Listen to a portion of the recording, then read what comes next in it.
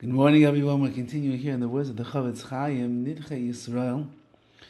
And we're in the middle of this mashal, the parable of the two sisters.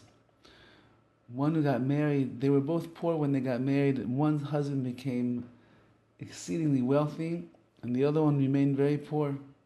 And they would meet up once a year to see each other. And the sister who remained poor sees that her very wealthy sister, with all the trappings and the trimmings that she has, the fancy car, the nice jewelry, the nice house, all of the above and more, she looks very sad. And she asks her, "My dear sister, what's the matter? You have so much. You're so well taken care of. Why do you look so sad and down in the dumps?" And she tells her that as much as her husband gives her, it doesn't really matter because he's not there for her. She asks for certain things. She wants support, emotional support. She wants spiritual support. She wants to spend time with her husband where he's not on his phone and looking at today's sports and who won the game and not. And yet, he's never present. He's never really there.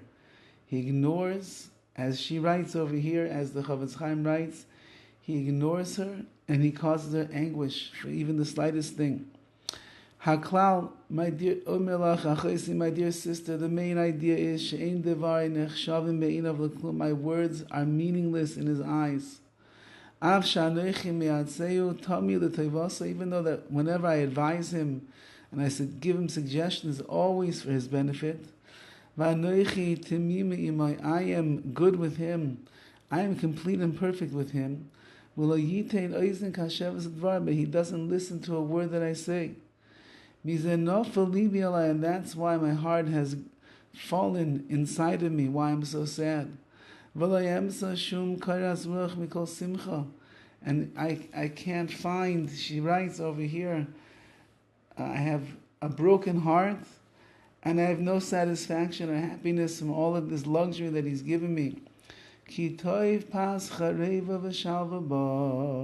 would be better to eat some dry bread and be at peace than to eat decadent meals, but to be at unrest. Therefore,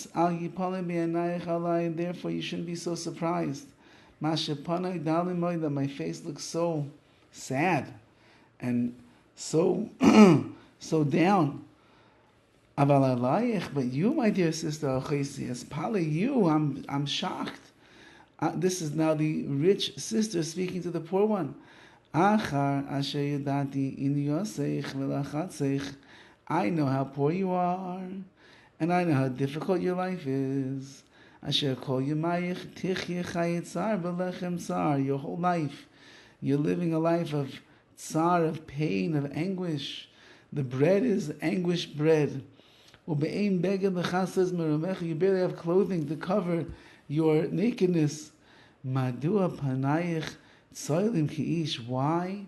is your face shining and radiant as if you have nothing lacking in the world?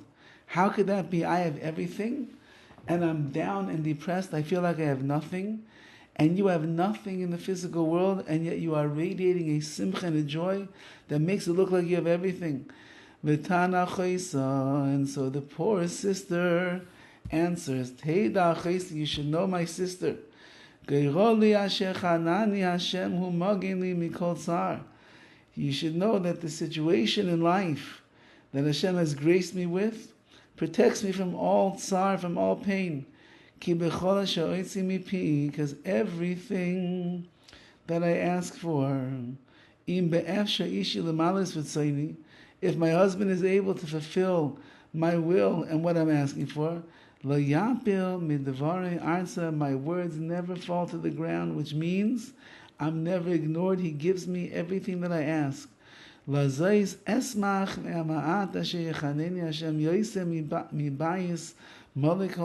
therefore I rejoice with the little bit that I have than if I would have had a house that was filled with all of the pleasures and the plenty of this world. I'm happy with a little. Why? Because I know that my husband listens to me and He cares about me, and He will do whatever is within His power to bring me things if I ask for them. If He can't, He can't. But if He can, He goes out of His way to do such a thing. And that is why I rejoice.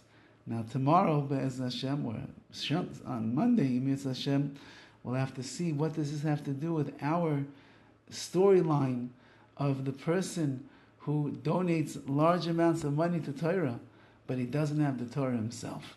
Have a wonderful day and a wonderful Shabbos.